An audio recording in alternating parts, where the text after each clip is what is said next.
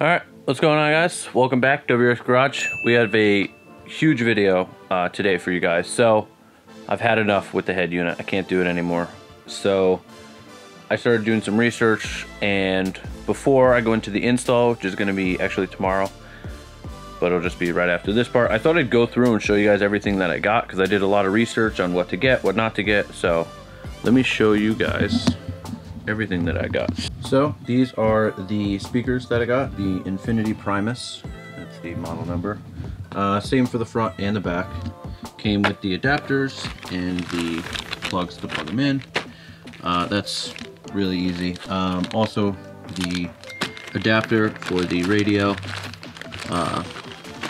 Also it comes with, this is what you need to retain your factory USB.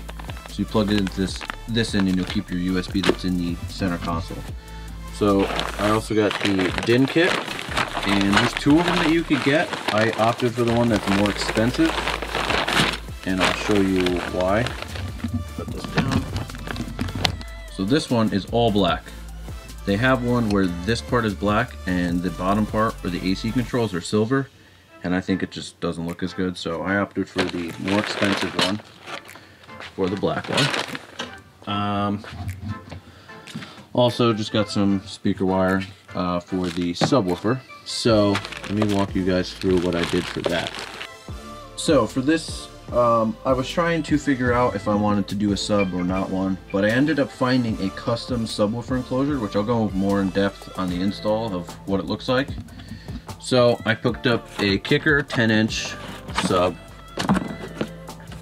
the Compar 10-inch. So I also got a, I actually found this used too on a pretty good deal. Kicker amp to match.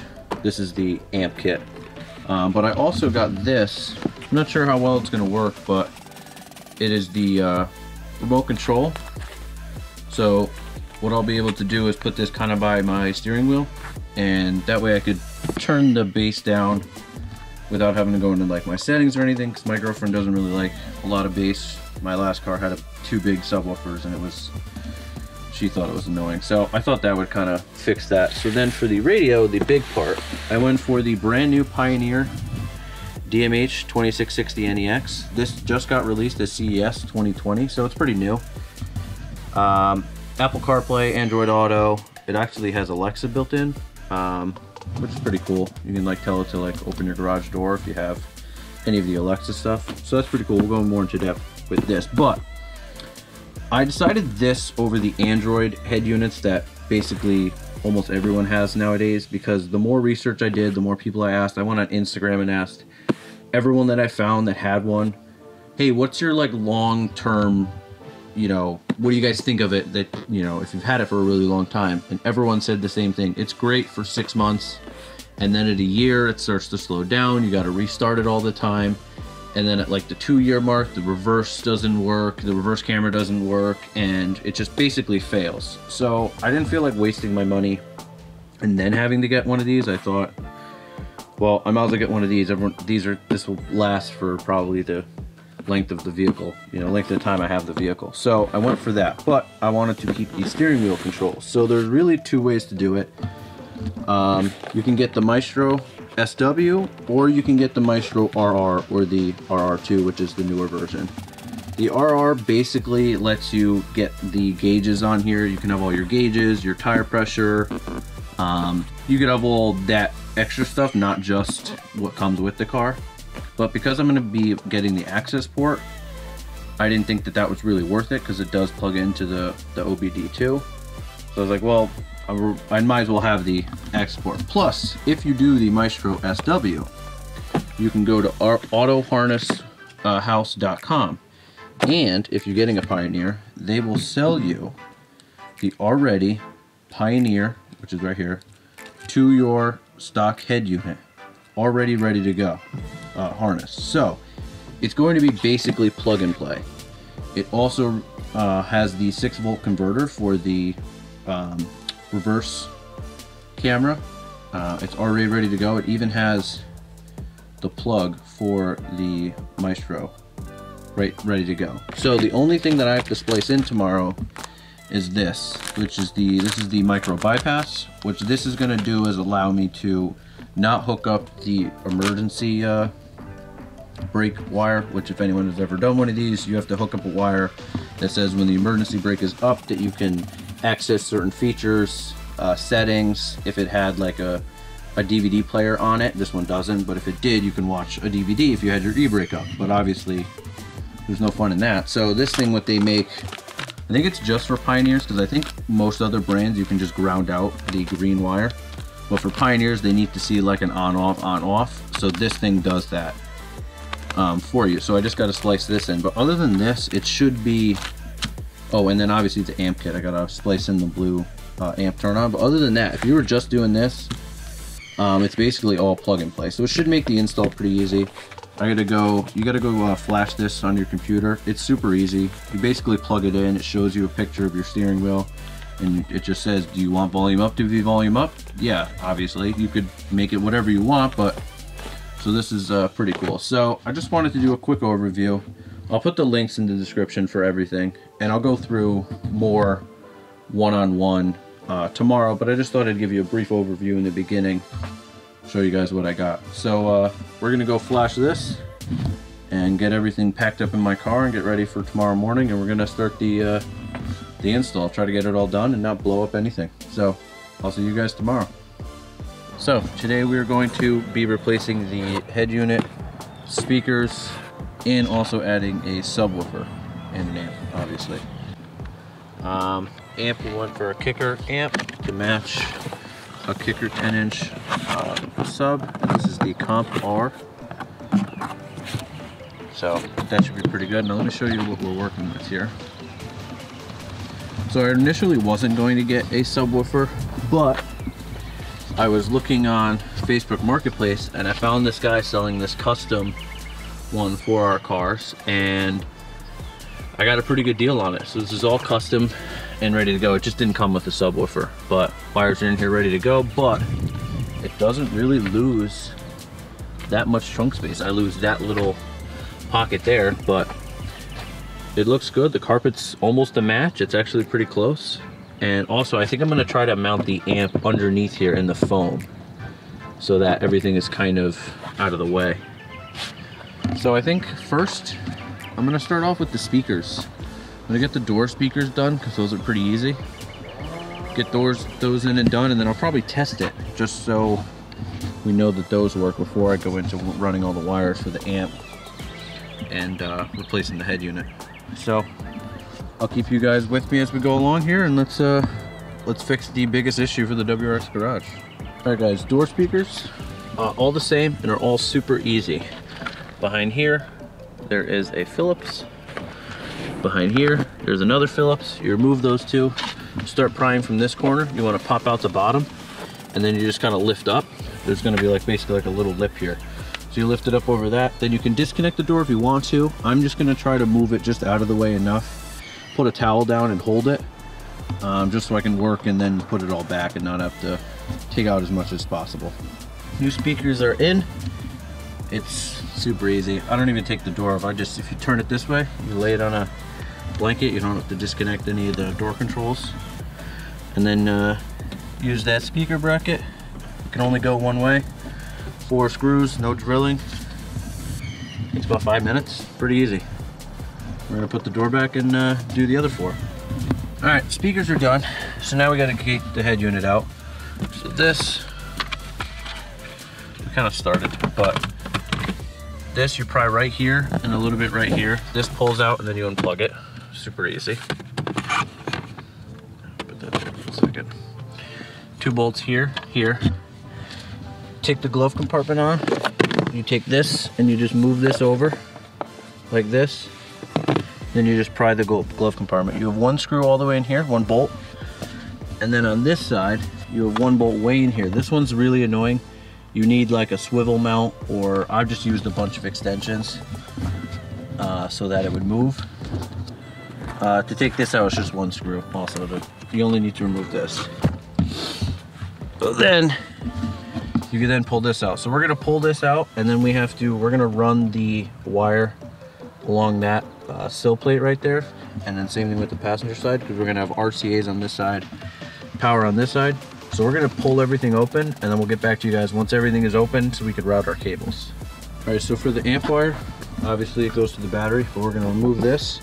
We're gonna run it alongside here.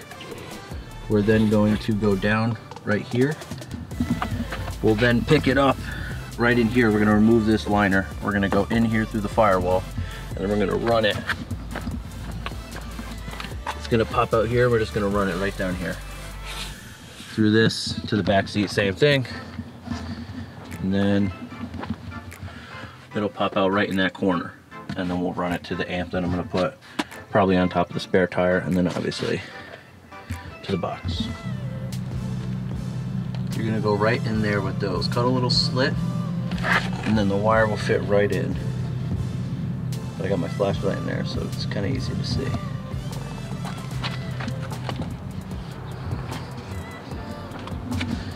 So now it comes in right up there. So now we're gonna route it underneath, go all the way to the back. All right, so ran the wires. They came underneath here, and all I did was just cut out the foam to give this a little bit of an area. I'm gonna mount this in later more permanently, but for right now it's pretty good. But I just, so we wired it in the RCA's. I have the remote knob, power, and these speakers, and we got the subwoofer in, ready to go. So I'm just gonna clean up the wires, and we're gonna work on the head unit. All right guys, we just got the head unit in. We're gonna do a test in a minute. But I got my microphone, and then this is the remote bass control knob, so you guys can see. So I'm gonna mount this somewhere. Let me turn it right side up. I'm gonna mount this somewhere, maybe like over here, so it's kind of out of the way, so I can just kind of move it. But we got it in. It's super plug and play with the SW. Everything just plugs in. So we're gonna do a test in a minute, and I will get back to you guys when we're all done, so we can see the test and see how it sounds. All right, so we'll do a windows up test. CarPlay, same as any CarPlay for anything else. You have your music, you have your location, anything like that, phones, everything. So just works with, you know, CarPlay. Download apps, whatever you need on here. Full settings, radio, Spotify, Bluetooth, if you're gonna hook up your car to Bluetooth. Everything is all set up now. Everything works. Steering wheel controls work. Backup camera, the only thing they said is that if it's a little blurry, which it is, there's a green wire that I have to ground, so I'll probably do that tomorrow. But it's slightly blurry, but it's good enough for right now. So let's do a test.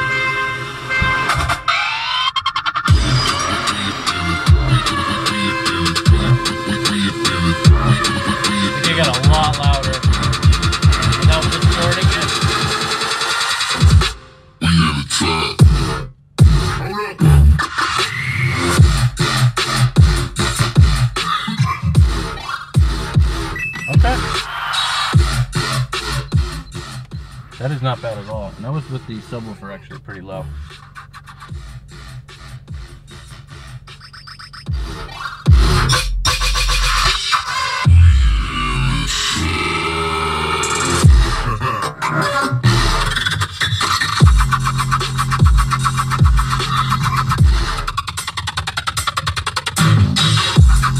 Wow, sounds good. All right, that was pretty good. I was quite impressed with that actually. It was very good. Now I have one more. I have one more song, and we'll check the subwoofer. Let me get that set up. Night on the beat. All right, Let's go watch the subwoofer.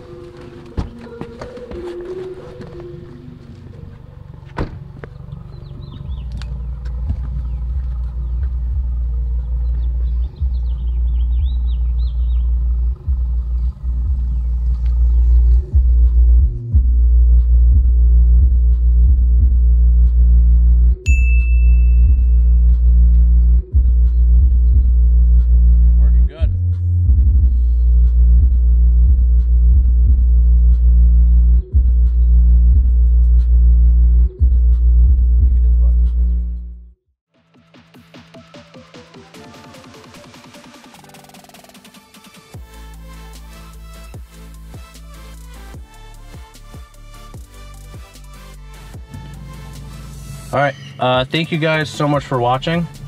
We'll link everything in the description below that I used. Very simple, easy to do. The auto harness, house, wiring harness, literally everything was plug and play. The only thing you have to splice in is the micro bypass, which is 3 wires. It tells you which ones to wire, and that's so that I could get into all of these settings. Otherwise, these would all be gray if I didn't use that. And then also the Maestro plugs right in, steering wheel controls. You just set it up on your computer first. It's super easy. Yeah, but it's plug and play. Like the only thing you have to splice is the blue turn-on wire for the amp. But 10-inch subwoofer at 300 watts. Sounds good. 4 speakers. And pretty good. I'm pretty happy with it. I think it fixed the horribleness. Even like when you load, like I'll show you the startup real quick actually.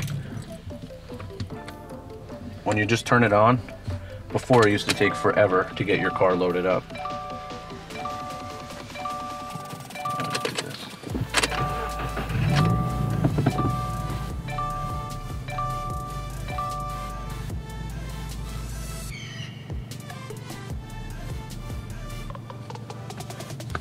Ready to go. So if I was plugged in, it would just start playing already on CarPlay, done. So very, very quick, way quicker than the other one. Before I'd plug it in, all of a sudden I'd look down and say, oh, confirm media. You'd have to unplug it, plug it back in. It doesn't distort the other, the other head unit at like 30 volume. It sounded super staticky. So this is a lot better. I definitely got to mess with the equalizer, get that, kind of like fine tune it. But other than that, I'm pretty happy. Got Waze on here, Google Maps. Fantastic. I can't wait to play with it. All right, that was a long day. Had to do oil changes on 2 quads in the middle of this. It was a long day. But thank you guys so much for watching. Please like and subscribe. We got a lot more coming for this, for Kevin's car, and maybe another car coming soon. All right, thank you guys for watching. Peace.